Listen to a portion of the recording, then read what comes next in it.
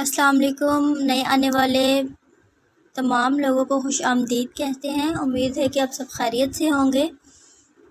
آج میں آپ کے سامنے واقعہ بیان کروں گی کہ مور کو جنت سے کیوں نکالا گیا۔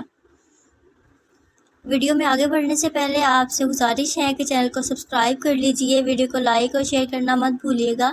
یہ آپ کی طرف سے اپریسیشن ہوتی ہے، ہمارے لیے محبت ہوتی ہے۔ اب اپنے واقعے کی جانب بڑھتے ہیں کہ مور جتنا اب خوبصورت ہے، اس سے کئی زیادہ جنت میں خوبصورت تھا۔ مور کی خوبصورتی پہ سبھی پرندے فدا تھے، لیکن ان سب خوبیوں کے باوجود مور سے ایسی کون سی خطا ہو گئی تھی کہ جس سے اللہ تبارک و تعالیٰ نے مور کو جنت سے نکال دیا۔ اللہ تبارک و تعالیٰ نے جب حضرت آدم علیہ السلام اور اماں حوا کو پیدا فرمایا، اس کے بعد ان کو جنت میں بھیج دیا۔ وہ دونوں جنت میں بہت ہی پرسکون رہتے تھے، بہت ہی لذیذ میوے پھل کھایا کرتے تھے، لیکن ایک اناج جس کو کھانے سے اللہ پاک نے انہیں منع فرمایا، وہ اناج گندم تھا۔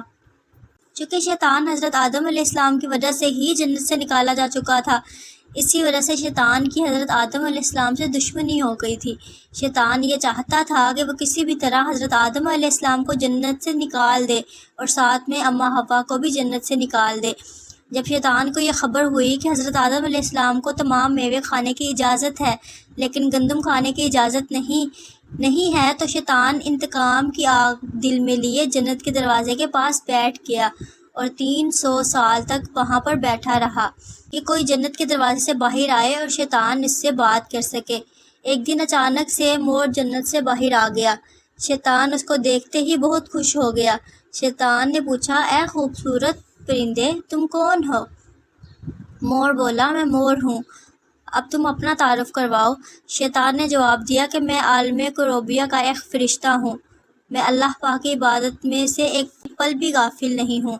میں چاہتا ہوں کہ میں جنت میں جاؤں، وہاں کی نعمتوں کا اپنی آنکھوں سے مشاہدہ کروں۔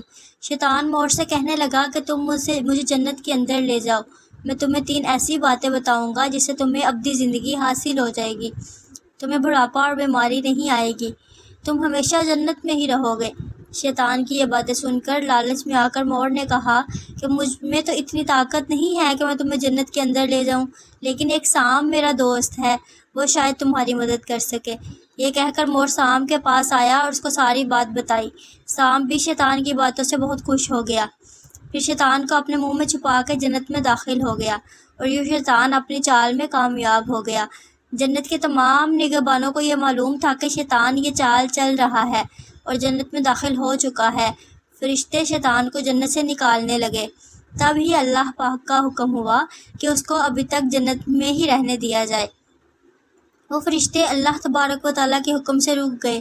شاید یہ حضرت آدم علیہ السلام کا امتحان تھا۔ شیطان حضرت آدم علیہ السلام کے پاس اور اماں حوا کے پاس جا کر اپنی محبت کا اظہار کرنے لگا۔